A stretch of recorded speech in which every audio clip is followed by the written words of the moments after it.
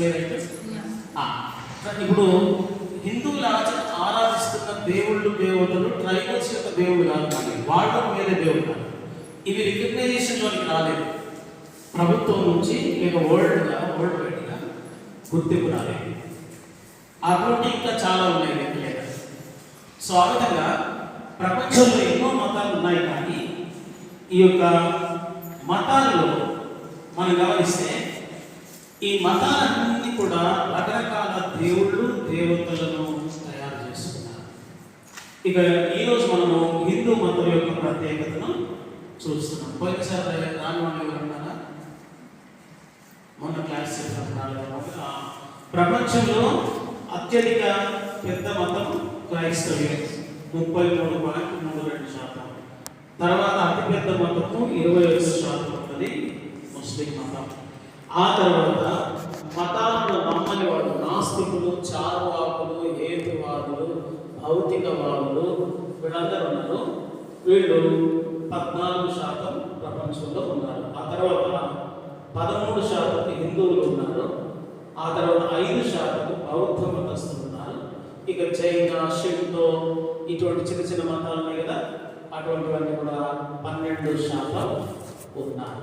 ఇది ప్రపంచంలో, ఇది ఇప్పటి లెక్క కాదు, 2000 సంవత్సరంలో వేసిన అంచనాలు, ఇవి లెక్కలు. ఇప్పుడు మన క్రైస్తవులు చెప్పుకోరు కదా.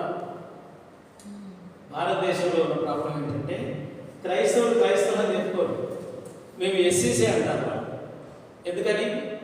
మనకు ఎస్సీ రిజర్వేషన్లు పోతాయి, ఉద్యోగాలు రావు, పిల్లలకు చదువులు సీట్లు రావు. ఇవన్నిటితోటి మనల్ని ఏమిటంటే రాయించినప్పుడు కూడా ఎస్సీ అని రాయిస్తారు. సో అట్లా భారతదేశంలో ఎస్సీలని చెప్పుకుంటున్న క్రైస్తవులు కూడా మళ్ళీ ఎక్కువ ఉన్నారు. ఎలా ఎక్కువ ఉన్నారు? ఒక చర్చిలో చూస్తే ఎస్సీలే ఎక్కువ ఉంటారు. ఇక బీసీలు, ఓసీలు వీళ్ళందరూ కూడా నమ్ముకున్న వాళ్ళు ఉంటారు, కానీ ఎస్సీలు ఎక్కువ ఉంటారు. కానీ వీళ్ళందరూ గవర్నమెంట్ దృష్టిలో క్రిస్టియన్స్ లెక్కలోనికి రావట్లేదు. ఎందుకంటే వీళ్ళ సర్టిఫికెట్ ఎస్సీ అని చెప్పుకుంటారు కాబట్టి. సో ఆ లెక్కన ఒక చర్చిలో సగానికంటే ఎక్కువ మంది క్రిస్టియన్స్ చెప్తారు, కానీ వాళ్ళు ఎస్సీల పేరు గవర్నమెంట్లో ఉంటారు. సో ఈ లెక్కన భారతదేశంలో కనుక లెక్కిస్తే ఈ పర్సెంటేజ్ ఇంకా పెరుగుతుంది. కానీ మన వాళ్ళు ధైర్యం చేయాలి. ప్రభుత్వ లాభాలను పిల్లలకు చదువులకు కష్టమైంది. రిజర్వేషన్లోనైతే అన్నం కొట్టుకుపోతారు, ఫ్రీ సీట్లు వస్తాయి. అలాగే ఎస్సీకి 25% ఉన్నాయి ఉద్యోగాలు, బీసీసీకి ఎన్ని శాతం ఉంటాయి? 1% ఉంటాయి. అంటే 100 ఉద్యోగాలు పడితే 1 ఉద్యోగం బీసీసీ క్రిస్టియన్లుగా ఉంటుంది. దీన్ని బట్టి మన వాళ్ళు భయపడి ఏం చేస్తారంటే, అమ్మో అవకరాలు నా కొడుకు నా బిడ్డకు ఉద్యోగం వస్తుందో రాదు, అందుకని 10వ తరగతి నుండి ఎస్సీ ఎస్సీ ఎస్సీ అనేది రాయించుకుంటూ పోతుంటారు. ఆ ఉద్యోగం వచ్చిందట. ఇది మనం అనుకున్న వీక్ పాయింట్ అన్నమాట క్రిస్టియానిటీ. సరే, రైట్. మనం మొట్టమొదట కయీన్ హేబేలు మతాలు చూసినట్టు ఉన్నాము కదా. ఏం చూసాము? కయీన్ మతం ఏంటి, హేబేలు మతం ఏంటి?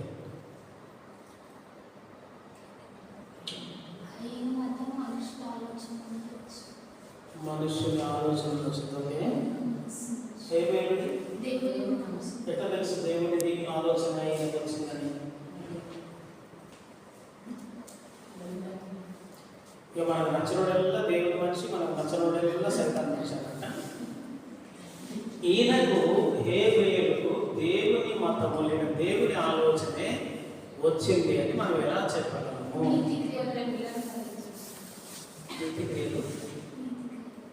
నీతి క్రియలు చేశాక చేయలేదు, ఈయన చేశాక ఈయన చేశాడు.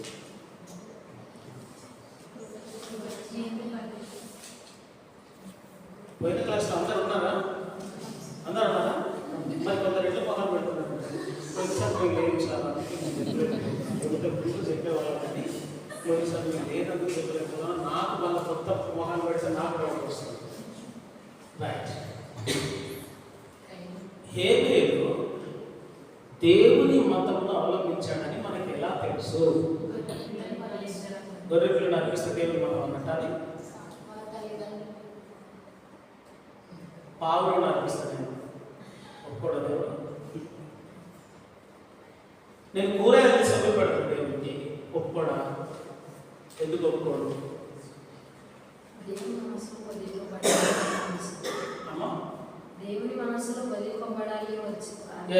జగదుత్పత్తి మొదలుకొని వధింపు దేవుని గొర్రె పిల్ల. సృష్టికి పూర్వమే ఈ గొర్రె పిల్లైన నా కుమారుడు మానవ పాపముల కొరకు వధించబడాలి అన్నది దేవుని మతం. ఆ మతాన్ని మొన్న పుట్టిన హేబేలు కంటిన్యూ చేశాడు. కయీను దానికి విరుద్ధంగా తనకు ఉన్న వాటిని దేవునికి ఇచ్చిన ద్వారా ఆరాధించి ఆయన సొంత మతాన్ని ప్రారంభం చేశాడు. అందుకని ఆ మతము దేవుని చేత రిజెక్ట్ అయింది. ఇది దేవుని చేత అంగీకరించబడింది. ఇక ప్రపంచంలో అన్ని మతాలకు, ఇప్పుడున్న అన్ని మతాలకు పుట్టినిల్లు బాబెలు గోపురము.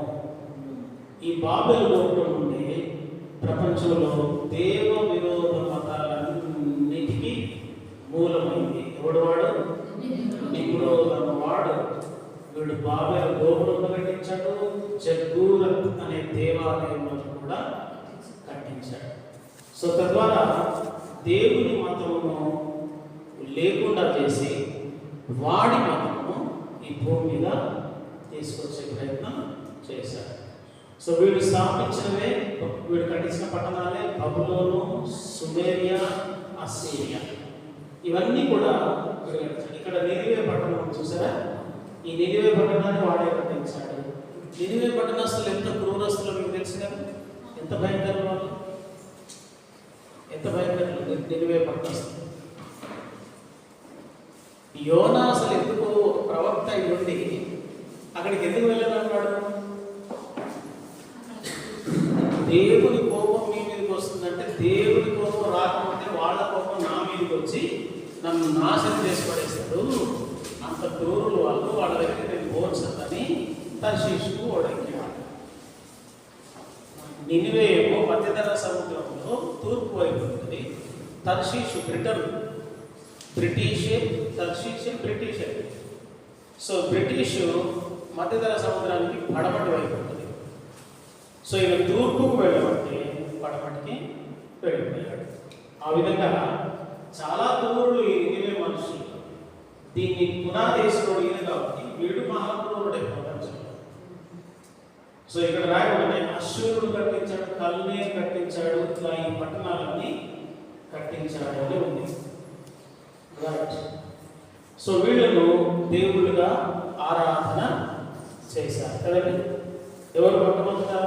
నిమ్రోదు సూర్యదేవుడిగా, ఆయన భార్య చంద్రదేవుడిగా, తమ్మూజు నక్షత్ర దేవుడుగా ఆరాధించబడ్డారు. ఇది మొట్టమొదట దేవ విరోధమైన మతాల ప్రారంభానికి మూలం. Okay, right. దీనికి మెసొపొటేమియా నాగరికత పేరు వచ్చిందో చెప్పాను. 2 నదుల మధ్య భూమి. ఏమండి ఇక్కడ ఇంగ్లీష్లో 2 నదుల మధ్యలో ఉన్న భూమి కనుక ఇవాళ దేవతలు ఇవన్నీ.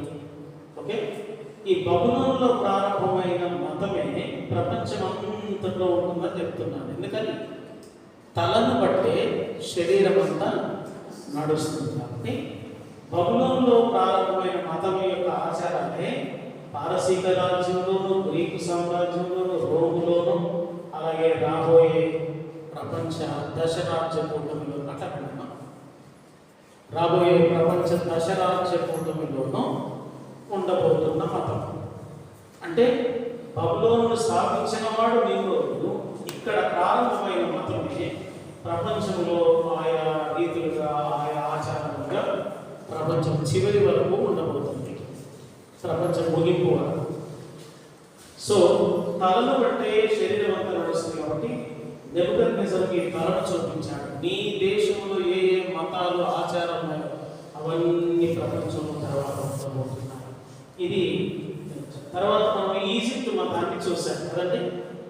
ఈజిప్ట్ మతంలో కన్ను, సర్పం ఇది చాలా ప్రాముఖ్యమైన దేవతల సింబల్. సో అందుకే శివుడికి మూడవ కన్ను అని పెట్టారు.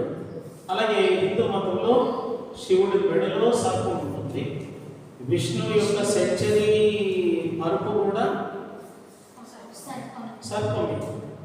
సో ఆయన మరుపులు లేవు, వినబడుతుంటే రాళ్ళు వచ్చుకుపోయినా ఏమో.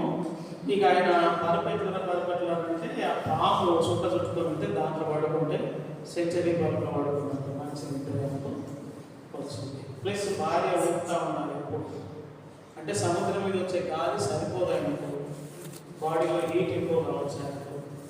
అందుకని మళ్ళీ సముద్రం మీద గాలి రావాలి, భార్య కూడా ఎప్పటికీ ఊపుతా ఉన్నారు. అది ఆయన. సో సర్పము అన్ని మతాల్లో, ఈ ఈజిప్ట్ మతంలోను, ఇటు బాబేల మతంలోను, ప్రపంచంలో అన్ని మతాల్లో ఏదో ఒక రూపంలో కనబడుతుంది. ఇప్పుడు మనం హిందూ మతం దగ్గరికి వస్తాం.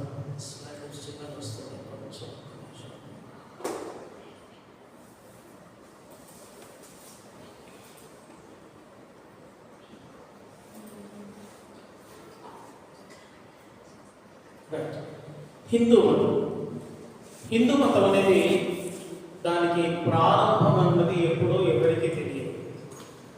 ఎందుకంటే ఆర్యులు ఒక్కసారి రాలేదు ఈ భూగడ్డ మీదకి, చాలాసార్లు గుంపులుగా వచ్చారు. వీళ్ళ మతం ఎప్పుడు ప్రారంభమైంది అనేది సరిగ్గా ఎవరికి ఐడియా లేదు. పైగా సంస్కృత భాష అన్నది ఇప్పుడు భారతదేశంలో కాదు, ప్రపంచంలో ఎక్కడా లేదు. మరి వేదాలు, ఉపనిషత్తులు, పురాణాలన్నీ సంస్కృతంలో రాశారని చెప్తున్నారు. కానీ ఆ సంస్కృత భాష ఇప్పుడు తప్పని అప్పుడున్న సంస్కృత భాషలో రాయబడిన తాళపత్రాలు ఉన్నాయా? అవి ఇదిగోండి ఈ పాత తాళపత్రాలను బట్టి సంస్కృత ఉత్సవాలు చదివి చెప్తున్నారండి అనడానికి ఆ తాళపత్రాలు లేవు. వేదాలు రాయబడ్డాయి, అవి దేంట్లో సంస్కృత భాషలోనా? ఆ రాసినప్పటి స్క్రిప్ట్ ఉందా?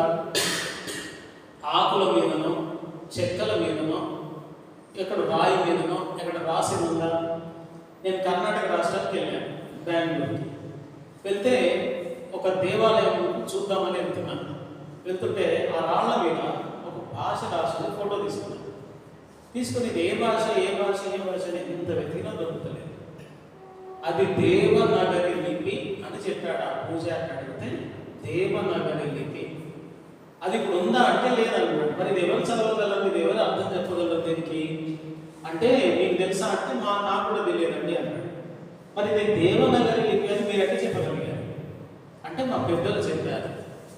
సో ఇప్పుడు ఈ లిపి వచ్చిన వాళ్ళు ఎవరు అన్నారా మరి బెంగళూరు మొత్తంలో అంటే తెలియదండి, ఎవరున్నట్టు ఆధారాలు ఏం లేవు అని అంటున్నాడు.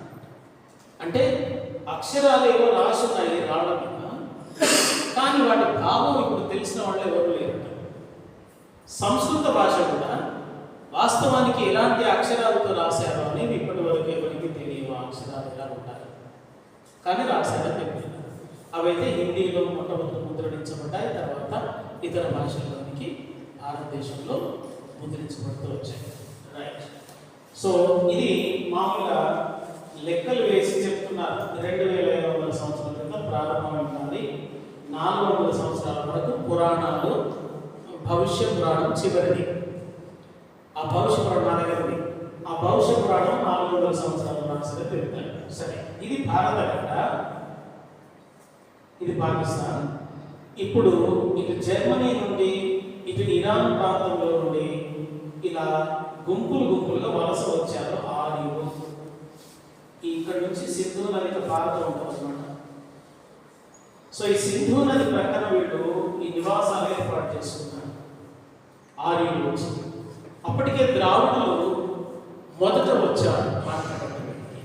ఏమంటే మీ జ్ఞాపకం ఉండడానికి రాసుకోగలిగితే రాసుకోండి. ఈ సింధు గడ్డ మీద ఎవరెవరి ఏ జాతులు వచ్చినట్టు ఆధారాలు దొరుకుతున్నాయంటే మొట్టమొదట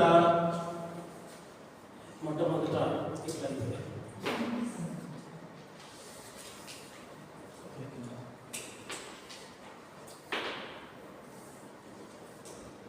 రైట్.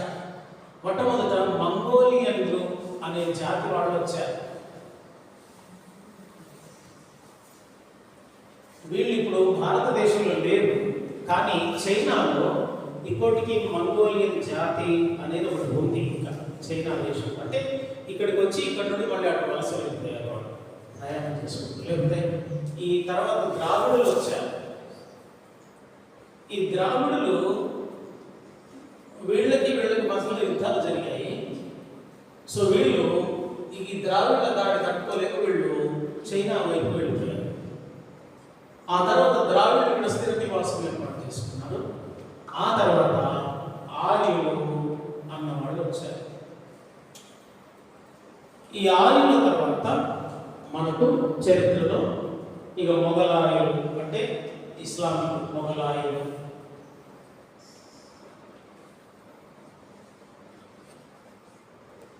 ఇదేదో సోషల్ స్టడీస్ క్లాస్లో ఉన్నట్టు కదా. మొఘలాయులు ఆ తర్వాత బ్రిటిష్ వాళ్ళు, ఇలా ఒక జాతి తర్వాత ఒక జాతి ప్రజలు వచ్చి ఈ సింధు అనే నాగరికతను వాళ్ళ వశం చేసుకుంటూ వచ్చారు. ద్రావిడులు వచ్చిన తర్వాత వీళ్ళు వెళ్ళిపోయారు. వీళ్ళను ఆర్యులు సులభంగా జయించారు. ఆర్యులు జయించి వీళ్ళ సామ్రాజ్యం స్థాపించారు. హిందూ మతములు వీళ్ళ ద్వారానే ప్రారంభమైంది. ఇది వాస్తవానికి దీన్ని ఆర్య మతం అంటారు. హిందూ మతం అనేది తర్వాత వచ్చేది పేరు. ఆర్యులు ప్రారంభించిన మతం కాబట్టి ఆర్య మతము.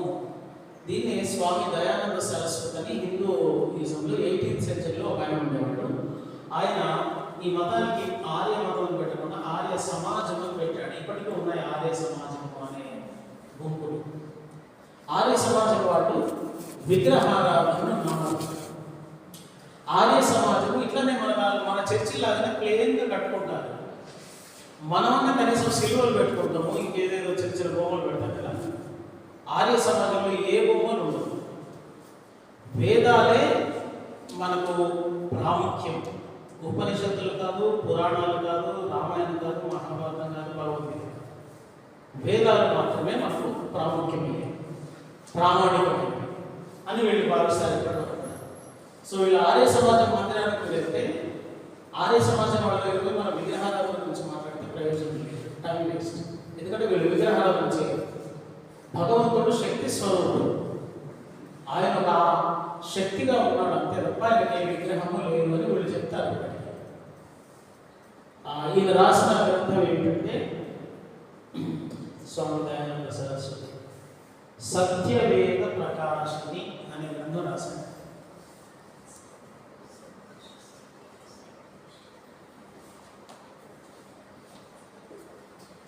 సో దీంట్లో దేవుడు విగ్రహం కాదు, దేవుడికి ఏ రూపము లేదు కనుక ఏ రూపాన్ని మనం ఆరాధించాలి. సో ఆర్య సమాజ మందిరానికి ఎటువంటి అంటే ప్లేన్ హాల్స్